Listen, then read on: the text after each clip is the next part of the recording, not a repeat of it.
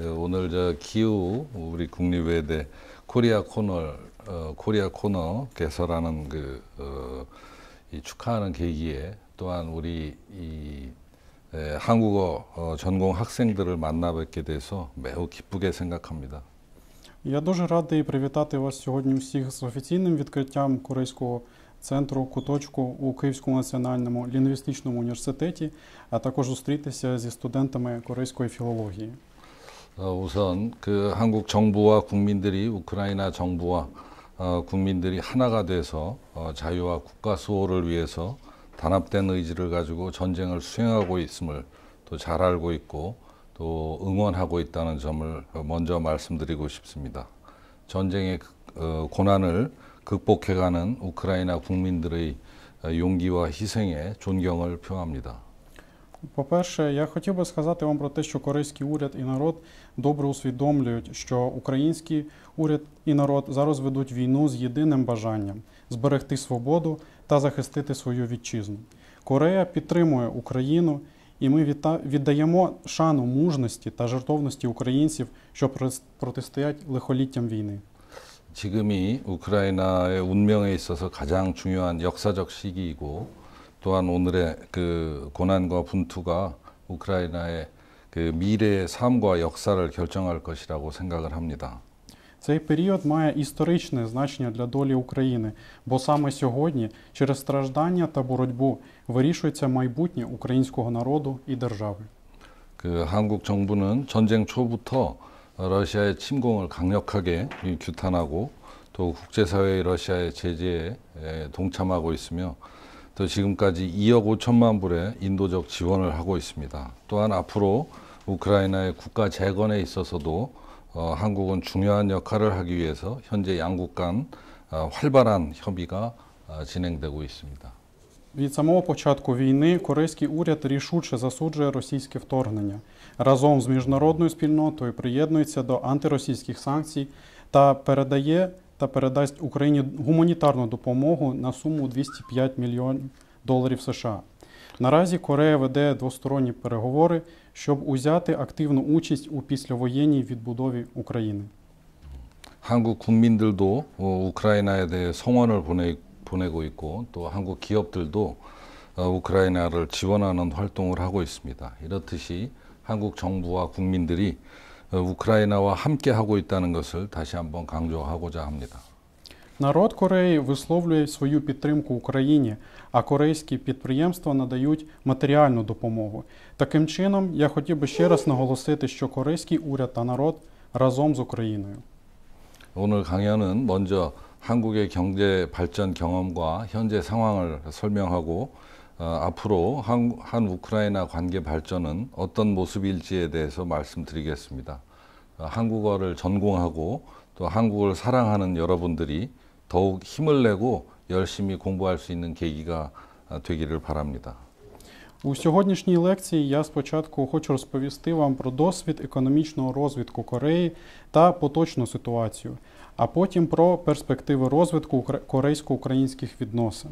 Сподіваюся, що ця лекція надихне всіх вас, хто вивчає корейську мову та просто любить Корею, до стараннішого навчання. 오늘의 주제가 한국 전쟁 이후에 한강의 기적을 통한 발전이기 때문에 먼저 한국의 역사에 대해서 간단히 말씀드리겠습니다. 한국은 5,000년의 역사를 갖고 있고 동북아시아 한반도에서 찬란한 문화를 꽃피워왔습니다. 기원 전후로 성립한 삼국시대의 국가들은 600년 이상, 이 중 삼국을 통일한 신라는 1,000년의 역사를 갖고 있고 고려와 역시 500년을 지속하면서 평화를 사랑하는 문화국가로서 발전을 했습니다. Оскільки лекція охоплює період розвитку Республіки Корея після Корейської війни, відомий як «Диво на річці Хан», я хотів би зробити короткий екскурс до історії Кореї. Корея – це країна у Північно-Східній Азії з 5000-ною історією та багатою культурою. На початку нашої ери на території Корейського півострова сформувалися 3 царства і проіснували понад 600 років. Одне з них, Сіла, пізніше завоювало й об'єднало інші царства, проіснувавши у такому складі близько 1000 років. Сілу змінила Корьо, а згодом Чосон – миролюбні цивілізовані держави, чиї історія налічує близько 500 років кожна.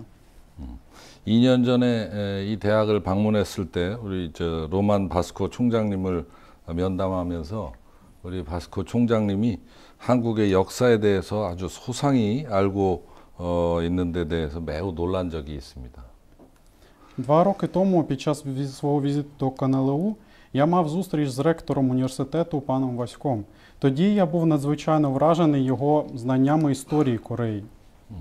그 여러분들도 그 한국어를 하시기 때문에 역사를 아시겠지만 아까 말씀드린 그런 이제 뭐 신라, 고려, 조선 이런 그 저기에 대해서 우리 바스코 총장님이 아주 오히려 저한테 이 강의를 해주셨습니다. Ви, як студенти, знаєте корейську історію та знаєте про царство Сіла, Корьо, Чосон. Так ось, щоб ви розуміли, пан ректор мені сам особисто наче лекцію про історію давав. 이렇게 우크라이나의 지식층이 한국에 대해 관심이 높다는 데 대해서 아주 기쁜 마음도 들었습니다. Тобто мені було приємно дізнатися, що серед інтелектуальних кіл України є така велика зацікавленість моєю країною. 그런데 이 한국 역사의 또 다른 측면을 본다면 한국의 역사는 피와 눈물의 역사이기도 합니다. 한국은 동북아시아의 지정학적 요충지에 위치해 있기 때문에 뭐 병자호란, 임진왜란, 뭐 일본 제국주의에 의한 식민지배 등 수많은 외침을 당하고 나라가 풍전등화의 위기에 처하고 일시적으로 국권을 상실하는 등 엄청난 시련을 겪기도 했습니다. 그러나 한국 국민들은 그때마다 불굴의 의지로 이를 극복하고 오또기처럼 일어서서 새로운 역사를 만들어냈습니다.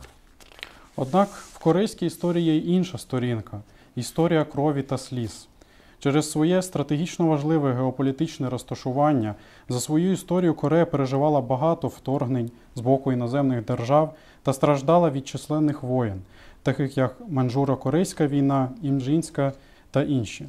А також перебувала під багаторічним колоніальним пануванням Японської імперії. Корея пройшла через багато випробувань, коли доля самої країни висіла на волосині та навіть тимчасово втрачала власну державність та суверенітет. Та незважаючи на це, корейський народ завжди проявляв стійкість духу, долав усі перешкоди та піднімався з новою силою, таким чином відкриваючи нову сторінку своєї історії. 이제 한국의 발전 경험에 대해서 말씀드리겠습니다. 1953년에 휴전한 한국전쟁 이후에 70년을 포괄하는 것은 매우 어려운 일입니다만 이 과정을 제조업 기반 건설, 정보기술 산업 발전 및 문화산업 육성이라는 세 가지의 특징적인 그런 키워드로 설명을 하고자 합니다. 이것은 한마디로 한국 산업이 제조업의 그런 하드웨어 기반을 구축하고 이를 정보기술의 그런 소프트웨어로 업그레이드한 후에 이런 기반 위에서 한류로 대표되는 문화산업으로 전 세계인의 마음을 사면서 꽃을 피우는 과정이라고 할 수 있습니다. Тепер я хотів би розповісти про досвід Кореї у розвитку економіки. Детально описати період у 70 років після закінчення Корейської війни доволі складно. Тому лекція базуватиметься на 3 ключових компонентах. Перший – закладення основ виробничої промисловості, розвиток інформаційних технологій та розквіт культурної галузі. Спочатку корейська промисловість створює матеріальну базу для виробництва, оновлює її за допомогою новітніх інформаційних технологій і, опираючись на міцний матеріальний фундамент, розвиває та просуває свою культуру, завойовуючи серця людей у всьому світі. Феномен також відомий як корейська хвиля Халлю. Таким чином Корея перетворюється на процвітаючу державу. 첫째는 제조업 기반 건설과 수출 주도형 산업체제 구축이 한국 산업 발전의 원동력이었습니다. 20세기는 한국에 있어서 명암이 극명하게 교차되는 시기였고 이 전반기는 36년간의 그 식민 지배에 이어서 3년간의 한국 전쟁을 겪었습니다. 그래서 1953년에 한국은 그야말로 완전한 폐허라는 표현 이외에는 달리 묘사할 수 없는 상황이었습니다. 이 한국 전쟁을 지휘했던 그 맥아더 장군은 이 나라는 미래가 없다. 100년이 지나도 복구되지 못할 것이다 라고 말한 바 있고, 한국은 1955년 국제통화기금과 세계은행에 가입할 때 1인당 국민 총소득이 65달러로서 세계에서 거의 가장 낮은 국가였습니다. Закладання основ виробничої промисловості та створення експортно-орієнтованої промислової системи були першими кроками у розвитку Кореї. ХХ століття для Кореї було періодом контрастів. Корею 1953 року, яка спочатку пережила 36-річне колоніальне панування Японії, а потім ще й 3 роки Корейської війни, можна лише описати двома словами – цілковита руїна. Командуючий військами коаліції у Корейській війні генерал МакАртур того часу називав Корею країною, у якої немає майбутнього. Та казав, що навіть через 100 років вона не зможе оговтатися, а на момент приєднання Республіки Корея до МВФ та Світового банку її ВНД на душу населення складав лише $65 США, на той час найнижчий показник у світі. 한국의 경제 발전의 초석은 1960년대에 시작되었는데 극심한 정치, 사회, 경제적인 혼란의 와중에서 출범한 그 박정희 정부는 수출 주도형 경제 성장 및 이를 위한 중공업 집중 육성이라는 큰 그림을 전략으로 채택을 했습니다. 그러나 국가에 축적된 자본은 하나도 없고 외국의 차관을 들어오려 해도 어느 나라도 이 가망 없는 한국에 차관을 주려 하지 않아서 박정희 대통령은 차관을 얻기 위해서 많은 나라를 돌아다녔습니다. 독일에 간 수많은 한국 광부 간호사들의 임금을 담보로 한 독일의 차관, 그리고 한일 국교 정상화 협정 체결로 받게 된 일본의 3억 불 등 해외 유입 자금이 포항 제철 건설, 경부 고속도로 건설, 그리고 중화공업단지 건설 등에 대부분 투자되었습니다. Основи розвитку корейської економіки почали закладатися у 60-х роках 20-го століття. Адміністрація Пак Чон Хі, яка прийшла до влади в умовах надзвичайних політичних, соціальних та економічних потрясінь, прийняла загальну стратегію, що полягала в інтенсивному розвитку важкої хімічної промисловості для експортно-орієнтованого економічного зростання. Однак у країни був цілковито відсутній накопичений капітал, експортувалося дешеве взуття, пластик, цемент та навіть жіноче волосся. Але за таких умов для країни не було жодної надії на розвиток. Жодна держава не хотіла давати кредит безнадійній Кореї. Президент Пак Чон Хі змушений був їздити за кордон і просити про позики у багатьох країн. Левова частка іноземного капіталу, таких як, наприклад, німецька позика, застава якої була заробітна плата численних корейських шахтарів і медсестер, які виїхали до Німеччини, та $300 мільйонів США, отриманих від Японії після підписання корейсько-японської угоди про нормалізацію дипломатичних відносин, були здебільшого інвестовані у будівництво сталеливарного заводу у Похані, шосе Кьонбу та зведення комплексів важкої хімічної промисловості. 이러한 정부 주도의 수출 중심 산업 정책과 또 일 잘하고 헌신적인 관료 집단, 삼성, 현대, LG 등 기업들의 수출 확대와 더불어서 국내적으로는 새마을 운동을 통한 근면 자조 협동 정신의 고양 등 한국민 전체가 우리도 할 수 있다는 자신감을 갖게 되었고 22여 년이 흐른 1980년대 후반에는 한강의 기적이라는 말이 나오게 되었습니다. Окрім експортно-орієнтованої промислової політики під керівництвом уряду, залагодженої та наполегливої роботи бюрократичного апарату, розширення напрямків експорту такими великими компаніями, як Hyundai, Samsung та LG, на внутрішньополітичній сцені увесь корейський народ завдяки політиці Самаель Ундон або Рух за нове село здобув підняття духу, старанності, самодопомоги та співпраці, через що отримав упевненість у власних силах і пізніше, через 20 років, наприкінці 80-х років, з'явився вираз «диво на річці Хан». 한국은 현재 전기, 전자, 조선, 철강, 건설 플랜트, 자동차, 반도체, 화장품에 이르기까지 거의 모든 제조 분야에서 강세를 갖고 있고 이것은 지난 코로나19 시기에도 한국의 수출과 경제가 더욱 활기를 띨 수 있었던 원동력이었습니다. Корея робить акцент майже на всіх виробничих галузях, починаючи з електротехніки, електроніки, суднобудування, сталеваріння, будівництва автопромисловості, виробництва напівпровідників та закінчуючи косметикою, що і стало рушійною силою корейського експорту та економіки під час пандемії коронавірусу. 두 번째는 정보통신기술 산업 발전으로 한국 산업은 이를 통해서 한 단계 더 도약할 수 있었습니다. 제조업을 비롯한 모든 산업에 신경망을 달아주어야 혁신과 도약이 가능한데 이를 위해서는 소프트웨어적인 정보통신 기술 산업의 발전이 필수적이었고 정부는 정부대로 기업은 기업대로 이런 흐름을 빨리 캐치하고 노력을 기울임으로써 한국은 정보통신 기술 강국으로 부상하게 되었습니다. 1980년대에 들어서면서 정부가 경제 산업 정책을 주도하던 시대는 지나가고 기업이 선도하고 정부는 미래 유망 산업 기반을 다져가는 역할을 하게 되었습니다. 정부는 1980년대 초반부터 초고속 정보통신 기반 구축을 시작했고 1990년대에는 국가 기간 전산망 구축을 완료했습니다.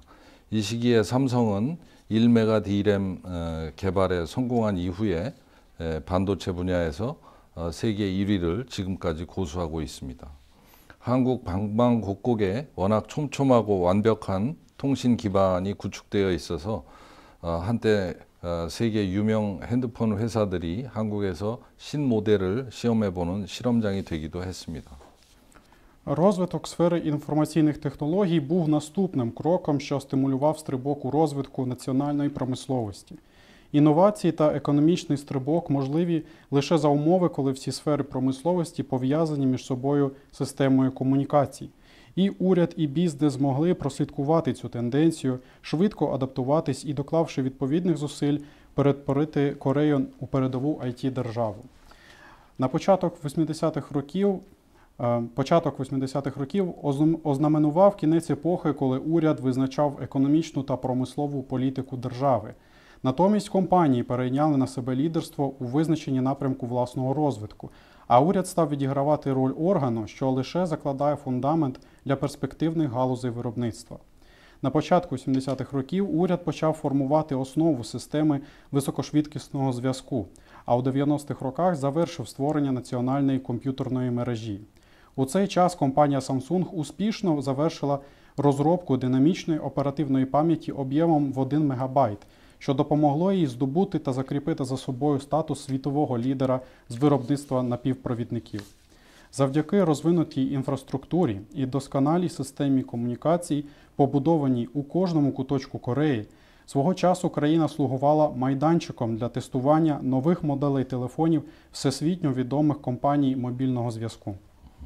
세 번째는 문화산업 발전으로 한국은 제조업 기반과 정보통신 산업의 발판 위에 첨단 문화산업을 꽃피울 수 있었습니다.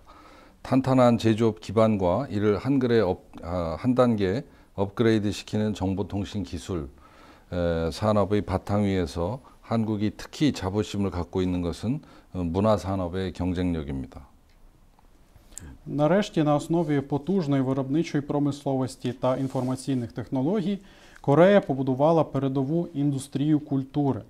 Міцна промислова база та новітні інформаційні технології, що вивели її на новий рівень, стали основою того, чим Корея особливо пишається – конкурентної індустрії культури. 한류가 태동한 것은 대장금 등 2000년대 초반이었는데 이때만 해도 일시적인 현상으로 치부하는 그런 시각이 있었습니다. 그러나 한국의 그 선도적인 엔터테인먼트 회사들이 대중문화를 혁신이 가능한 그런 테크에 영역으로 보고 컬처 테크라는 개념 아래에서 경쟁력 있는 문화 상품을 꾸준히 업그레이드해서 시장에 내놓고 마케팅과 브랜딩을 통해서 세계화했습니다. 현재 BTS, 블랙핑크로 대표되는 K-팝, 또 기생충으로 대표되는 K-무브, 무비, 전 세계 넷플릭스 시청국가 86개국에서 1위를 달성한 오징어 게임으로 대표되는 K-드라마 등 한류 산업은 2019년 기준으로 126조 원에 달해서 같은 해 반도체 산업 매출액인 129조 원에 상당하는 수출 실적을 달성한 분야가 되었습니다. Корейська хвиля виникла на початку 2000-х років, приблизно у той час, коли був популярний серіал «Перлина палацу» або «Тежангим». Але навіть тоді її сприймали лише як тимчасове явище. Проте провідні розважальні компанії Кореї розглядали поп-культуру як сферу технологій, де також необхідні інновації. І відповідно до концепції культурних технологій невпинно вдосконалювали і створювали конкурентоспроможні продукти культури і просували їх за кордоном за допомогою маркетингу та брендингу. Корейська поп-музика або кей-поп сьогодні найбільш відома гуртами BTS і Blackpink. Корейські фільми або кей-муві, добре знаний у світі фільм «Паразити». Корейські серіали або кей-драма. Серіал, наприклад, «Гра в кальмара», який посідав перше місце по популярності у 86 країнах світу на сервісі Netflix. Усі вони є частиною корейської індустрії культури, справжньої експортної галузі, прибутки від якої у 2019 році сягнули 126 трильйонів вон, близько 97 мільярдів доларів США, майже наздогнавши рівень доходів від виробництва напівпровідників у розмірі 99 мільярдів доларів США. 개인들의 창의적 역량이 발휘되어야 되는 콘텐츠 산업의 그런 주체는 당연히 민간이지만 한국 콘텐츠 산업의 성공 뒤에도 한국 정부의 역할이 있었다고 말씀드릴 수 있습니다. 정부는 많은 예산 지원을 통해서 문화산업의 인프라를 건설하고 지원하는 역할을 하고 있습니다. 예를 들어서 비영어권 국가의 콘텐츠가 해외 시장에서 성공하려면 번역이 필수적인데 한국 영화 기생충이 인정받은 배경에는 번역이 큰 역할을 했습니다. 정부는 번역 인력의 양성을 중요하게 보고 민간에서는 어려운 장기적인 인재 육성 시스템을 만드는 역할을 담당하고 있고 또한 영화 제작 과정을 전문적으로 교육하는 등 전략적으로 인재를 육성해 오고 있습니다. Звичайно, сфера контенту – це приватний сектор, де мають демонструватися творчі здібності індивідів. Проте маю зауважити, що корейський уряд все ж таки відіграв певну роль у її успішному розвитку. Держава надає велику бюджетну підтримку для інфраструктурного розвитку культури. Наприклад, якісний переклад має важливе значення для досягнення успіху контенту з неангломовних країн на іноземному ринку. Так саме переклад зіграв значну роль у міжнародному визнанні корейського фільму «Паразити». Уряд вважає підготовку кваліфікованих перекладачів важливою, а тому бере на себе зобов'язання зі створення довгострокової системи розвитку кадрів, що є досить складним у приватному секторі. Крім того, в рамках стратегії підтримки індустрії культури уряд сприяє розкриттю та розвитку талантів, наприклад, надає можливості професійно вивчати процес виробництва фільмів. 지금까지 얘기한 눈부신 경제발전 과정과 함께 언급되어야 할 것은 한국이 모범적인 민주주의 국가를 건설했다는 것입니다. 흔히들 개발도상국에 있어서 경제발전과 민주주의의 확립은 동시에 두 마리 토끼를 잡는 것처럼 불가능한 것으로 비유되지만 한국은 이것을 달성해냈습니다. 한강의 기적은 세계가 주로 경제적인 측면에서 한국의 경제 발전을 지칭하는 것이지만 온갖 시련과 어려운 역경을 극복하고 모범적인 민주주의 국가를 만들어냈다는 데 대해서도 붙여야 할 표현이라고 생각합니다. Варто відзначити, що паралельно з блискучим економічним розвитком Корея побудувала також зразкову демократичну країну. Коли мова йде про країни, що розвиваються, часто вважається, що одночасно розвивати економіку і демократію, як кажуть, спіймати одразу двох зайців, неможливо. Але Корея є прикладом країни, якій це вдалося. Під дивом на річці Хан зазвичай розуміють економічний розвиток Кореї, але я думаю, що цей вислів слід вживати, згадуючи й про те, як Корея, здолавши всі випробування і труднощі на своєму шляху, змогла побудувати зразкову демократію. 한국 경제가 현재 세계 10위권이고 삼성, 현대, LG 등 세계적 대기업들이 많지만 오늘도 한국 정부와 기업들은 제4차 산업혁명 시대에서 살아남기 위해서 안간힘을 쓰면서 끝없는 도전을 하고 있습니다. 현재 한국 정부는 향후 한국의 20년을 먹여 살릴 미래 전략 산업으로 시스템 반도체, 미래차, 바이오 헬스, 에너지, 디스플레이, 방산, 컨텐츠 등을 선정하고 이를 지원하는 적극적인 R&D 투자를 하고 과학기술 개발에 투자하고 있습니다.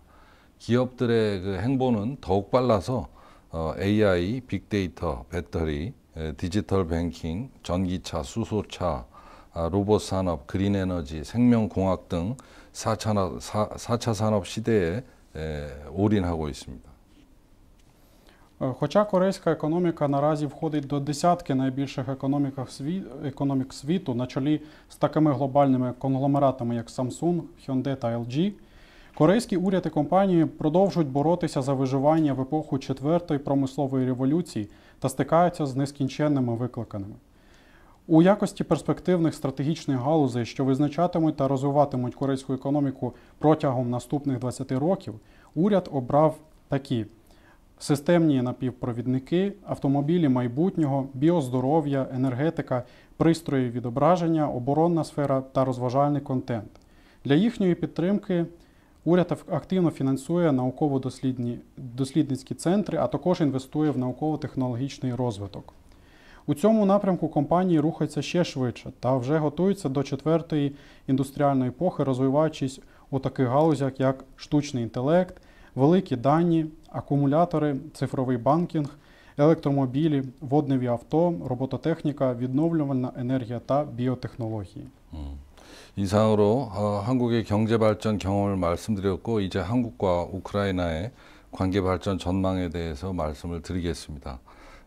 한국인의 눈에 비춰지는 우크라이나는 역사적으로 단련된 강인한 민족성 그리고 전쟁을 극복하면서 다져진 국민 통합이라는 정신과 의지를 갖추고 있습니다. На цьому все про досвід економічного розвитку Кореї. Тепер переходимо до перспектив корейсько-українських відносин. В очах багатьох корейців Україна – це країна духу та волі, з історично загартованим національним характером та викованою в умовах війни національною єдністю. 또한 우크라이나는 거대한 잠재력을 갖고 있는 나라입니다. 우크라이나는 세계에서 가장 기름진 체르노잼으로 뒤덮인 농업 대국이고 또한 세계 지하 광물의 5%가 부존되어 있는 천혜의 자연 부국이고 또 철강, 항공, 조선, 우주, 핵발전 등 분야에서 세계 첨단 선두그룹을 형성하는 산업기술 대국입니다. USN 월드 리포트가 작년 말 발표한 전 세계 종합국력 평가에서 우크라이나가 14위를 차지한 것은 현재 어려운 상황에 놓여 있지만 이를 극복하고 도약하게 될 우크라이나의 미래를 통찰력 있게 예측한 것으로 생각을 합니다. 참고로 말씀드리면 1위 미국부터 중국, 러시아, 독일, 영국에 이어서 한국이 6위고 7위 프랑스부터 일본, UAE, 이스라엘 이 뒤를 잇고 있고 11위 사우디아라비아, 캐나다, 인도 그리고 14위가 우크라이나 그 뒤가 이탈리아, 호주, 튀르키예, 이란, 스페인, 스위스 순으로 되어 있습니다. Україна – це також держава з величезним потенціалом. Україна – це потужна держава, територія якої вкрита найродючішим у світі чорноземом. Багата на природні ресурси країна, що має 5% світових запасів підземних копалин, та технологічний хаб у провідних галузях світу, таких як сталеваріння, авіабудування, суднобудування, космічні та атомні технології. Той факт, що Україна посіла 14-те місце за загальною національною потужністю в глобальній оцінці від US News and World Report, опубліковані минулого року, говорить про те, що хоча Україна зараз перебуває у складній ситуації, але зможе подолати усі труднощі та здійснити стрибок у розвитку. Наприклад, у цій глобальній оцінці перше місце займають США, за ними Китай, Росія, Німеччина, Великобританія. Корея посідає 6-те місце. Після Франції вона займає 7-те місце. Далі йдуть Японія, Арабські Емірати, Ізраїль, Саудівська Аравія, Канада та Індія. На 14-му місці Україна, та за нею далі Італія, Австралія, Туреччина, Іран, Іспанія, Швейцарія та Бразилія. 그 한국의 입장에서 우크라이나의 매력을 꼽자면 우크라이나는 잠재력을 가진 시장이자 또 유라시아와 EU 시장을 연결하는 또 가교이며 기초과학과 원천기술 등 원천기술 및 항공우주 분야 협력 대상국이자 한국의 식량안보 관련 유력한 식량 공급지 등으로서 큰 가치를 지닌 파트너라고 할 수 있습니다.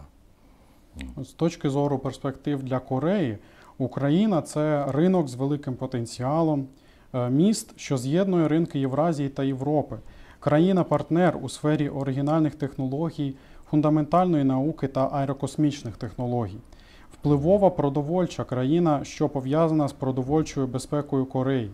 Іншими словами, надзвичайно цінний партнер у багатьох сферах. 그 한국은 한국이 겪은 경험과 교훈을 기꺼이 공유하면서 우크라이나의 발전을 위해 동행할 이웃입니다. 한국은 글로벌 중추국가로서 우크라이나와 함께 평화, 번영의 미래를 만들기 위해서 노력할 것입니다. Корея буде сусідом, що підтримуватиме Україну на шляху її розвитку та охоче ділитиметься з нею своїм досвідом та уроками. У ролі середньої держави глобального значення Корея співпрацюватиме з Україною задля побудови майбутнього миру та процвітання. 그 우크라이나 관계 발전 과정에서 한국어를 공부하고 한국어를 사랑하는 여기 계신 여러분들이 앞장서서 이끌고 기여하기를 기대합니다. Ми висловлюємо щирі сподівання, що ви, як студенти корейської філології та ті, хто просто любить Корею, візьмете на себе ініціативу і зробите свій внесок у розвиток корейсько-українських відносин. Слава Україні! Героям слава!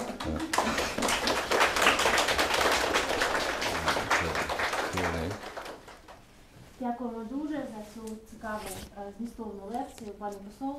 І ми знаємо, що планували також отримувати запитання від студентів і дати їм можливість почути відповіді. Це така нагода, яка трапляється не часто, тому я прошу вас бути активними. Я знаю, що при попередній реєстрації ви вказували ваші запитання, вказували те, що ви хотіли б дізнатися зараз.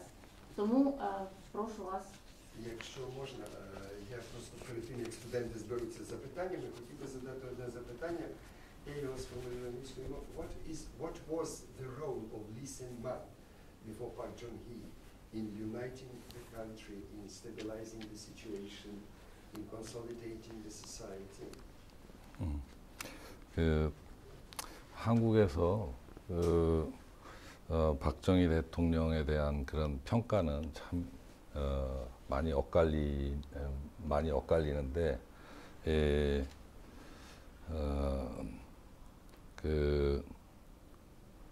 일부 사람들은 이제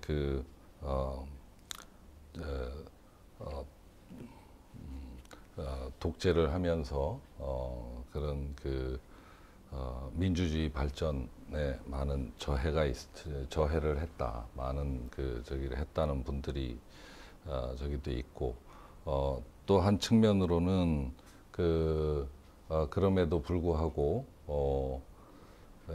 그 당시의 상황에서 국가 발전을 위해서 올바른 전략을 선택하고 그거에 대해서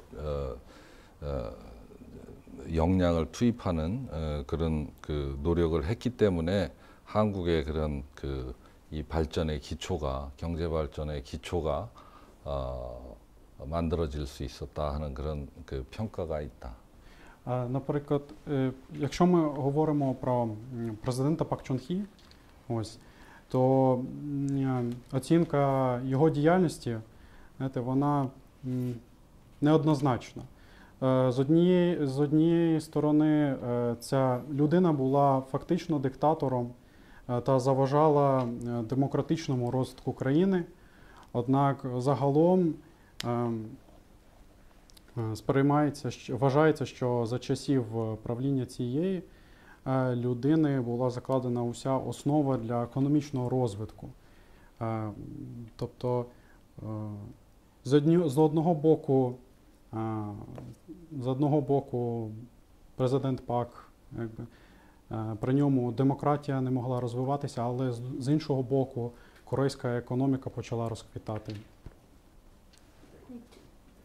Thank you.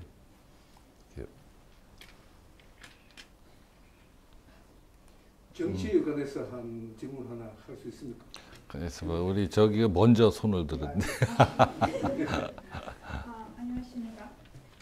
제가 한국어 실력이 많이 부족해서 우크라이나로 질문이 하겠습니다. У мене два питання.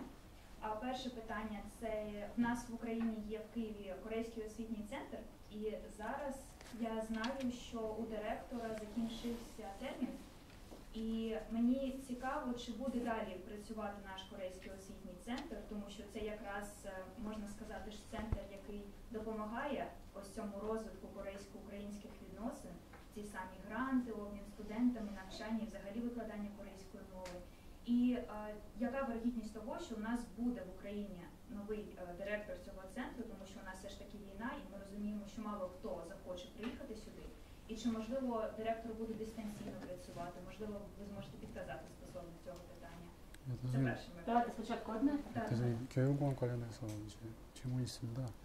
저희 이제 원장님이 교육원 원장님의 임기가 곧 끝난다고 들었는데요. 근데 곧 이제 새로운 이제 분이 임명될지 아니면은 어떻게 교육원 이제 활동은 나중에 어떻게 되는지 혹시 아십니까? 우리 저 교육원은 원장이 뭐 교체되더라도 변함없이 이렇게 운영이 될 겁니다. Навіть якщо директора буде назначено нового, змін у роботі освітнього центру не очікується. А чи буде новий директор саме? Бо у нас в країні війна. І 네, не факт, 저희는 що хтось захоче 전쟁 приїхати. 상황이라 안전상 이제 사람이 올지. 저 전쟁 상황이지만 하여튼 우리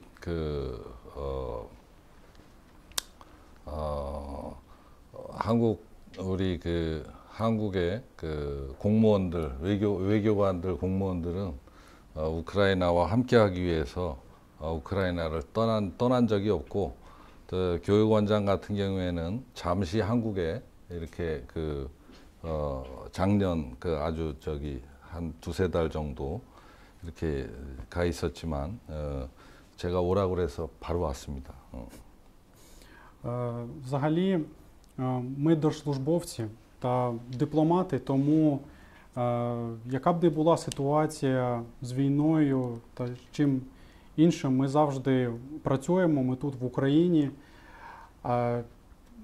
Що з приводу директора освітнього центру, можливо, коли минулого року, коли розпочалась війна, він 2-3 місяці перебував в Кореї, але потім я йому сказав, і він приїхав.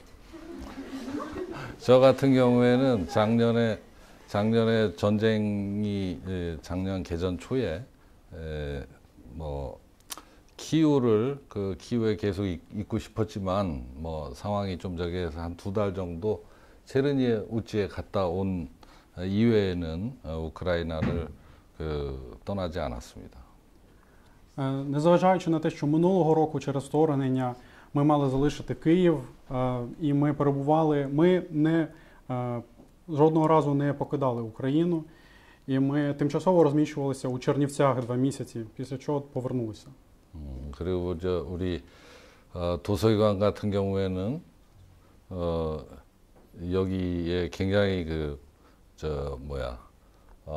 경쟁을 뚫고 여기 우크라이나에 자원해서 온 사람입니다. Взагалі, знаєте, ось наш шановний пан До, наш консул та Ірина. секретар.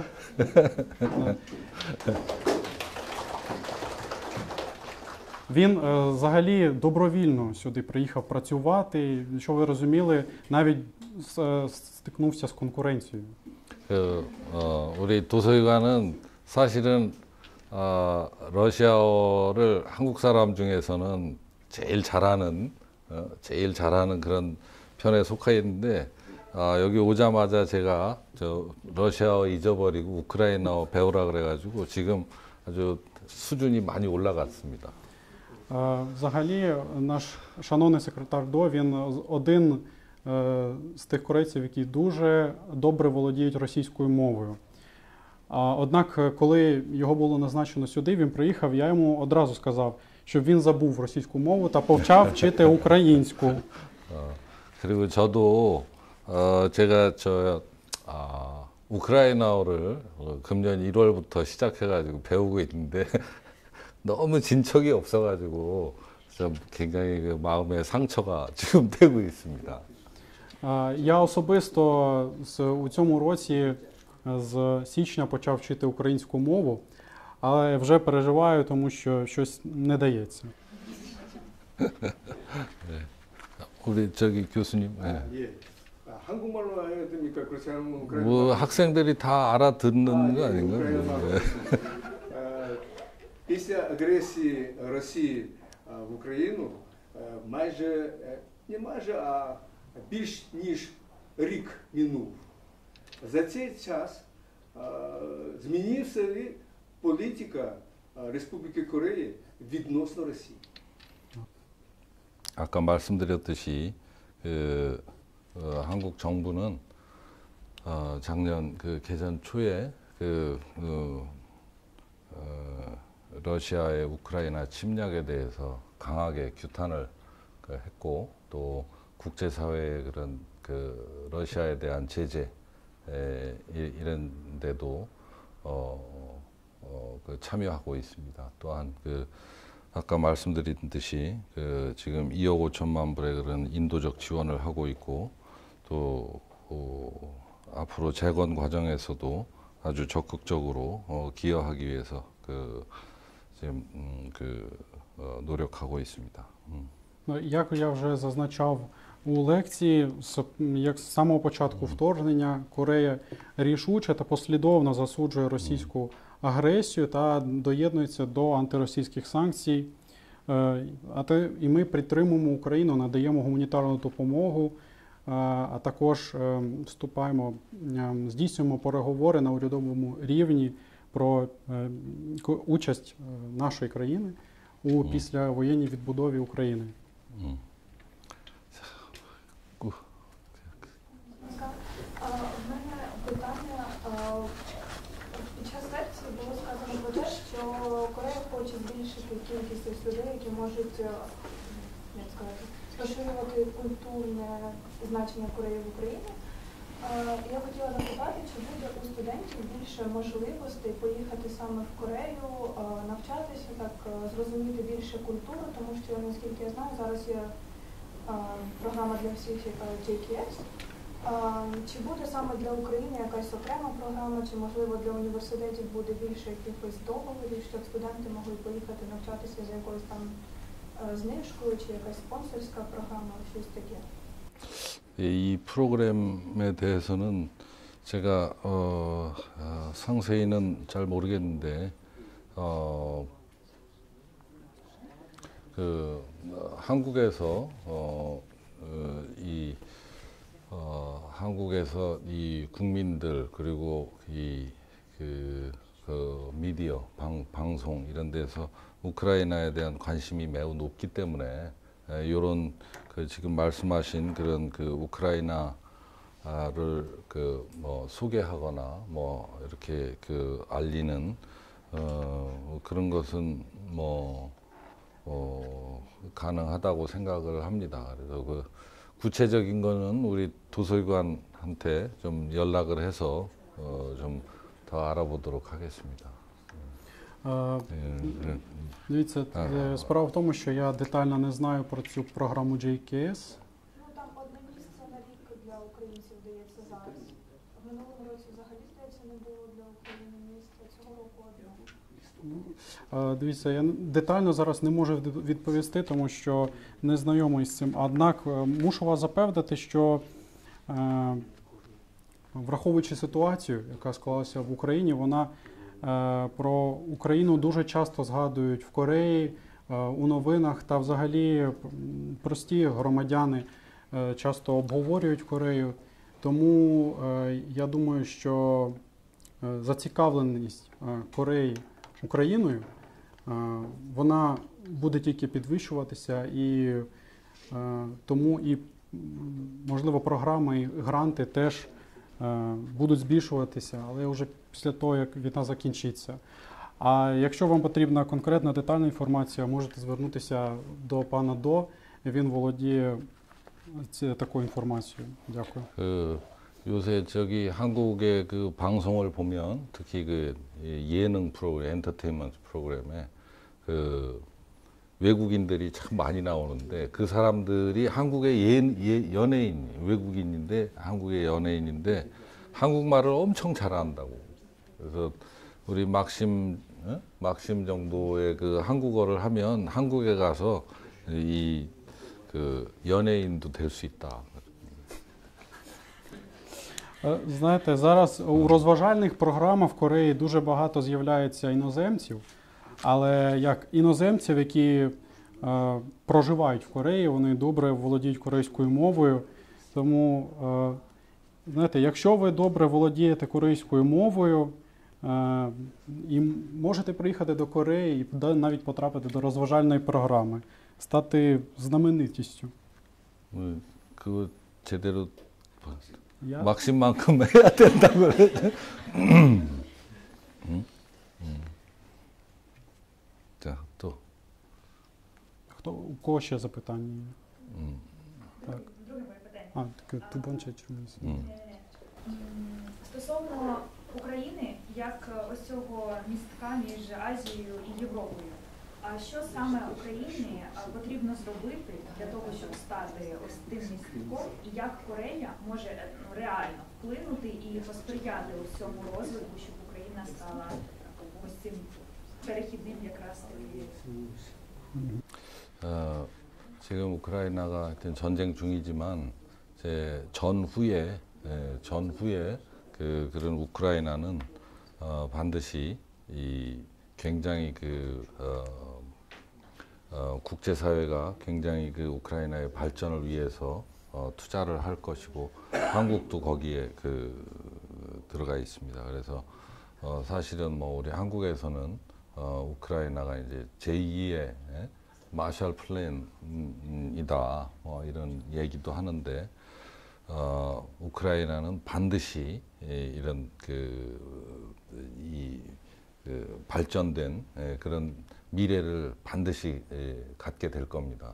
그렇게 되면 우크라이나의 이런 국토와 인구와 또 이런 역량 뭐 이런 것이 있기 때문에 아주 이런 이 유라시아 대륙과 또 유럽의 그런 중간 지대로서 아주 큰 역할을 할 수 있을 것이고 우리 기업들도 많이 그렇게 예상을 하고 있습니다. 그래서 관심을 갖고 있다. Зараз в Україні йде війна, але коли вона закінчиться, дуже багато країн, міжнародна спільнота буде активно підтримувати Україну, у тому числі надавати фінансову, матеріальну допомогу. І Корея не є виключенням. Корейські компанії теж планують долучатися до післявоєнної відбудови. У України є увесь потенціал, є населення, є велика територія. І, що не найменш важливе, є вигідне розташування між Європою та Азією. Саме це розташування і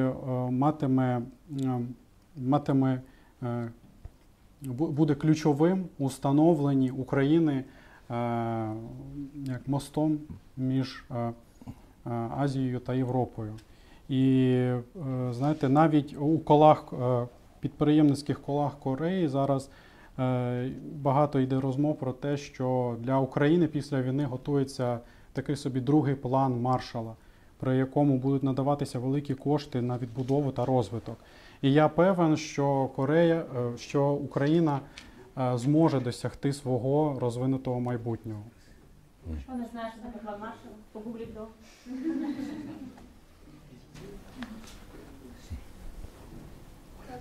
Культура чи не найбільше впливає на міжнародний імідж країни? На вашу думку, що потрібно насамперед, на що потрібно насамперед звернути увагу українцям задля розвитку культурних відносин між двома країнами? 사실 좋은 질문을 해주셨다. Дуже гарне питання. 사실 한국인과 우크라이나인의 뭐 여러 가지 그 유사성, 그 중에 저는 이 문화적인 측면에서 문화적인 측면에서 한국인과 우크라이나 사람들의 이런 기질, 이런 것들이 굉장히 유사성을 많이 갖고 있다, 그런 생각이 든다. Знаєте, я особисто вважаю, що між українцями та корейцями, як народами, існує з культурної точки зору є спільні риси. 그 문화 산업의 가장 핵심적인 거는 여러 가지 이제 그 기반이 되는 아까 말씀드린 그런 제조업이라든가 여러 가지 IT라든가 모든 이 문화가 제일 어떻게 보면 첨단 산업인데 요런 첨단 그 기술 그러니까 하드웨어적이고 기술적인 이런 측면 플러스 사람들이 만들어가는 건데 이 창의적이고 뭐 이런 측면들이 굉장히 중요한데 제가 보기엔 우크라이나 이 국민들의 그런 굉장히 그런 기질이 강한 기질을 갖고 있는 것 같다. Знаєте, як я вже й казав у лекції, культура – це як передова галузь. І для того, щоб вона розвивалася, потрібні розвинуті технології, а також люди. А саме під людьми мається на увазі креативність людей. І тому я і вважаю, що от спільна риса українців-корейців – це креативність. І що креативність допоможе Україні розвиватися. 그 증거가 이제 바로 여러분들인데 여러분들 이렇게 보면 꼭 다 모델이나 연예인 같이 다 생겼다. Знаєте, а також є спільна риса, що ви, наприклад, якщо дивитися на вас, то я певен, що майже кожен з вас міг би стати моделлю.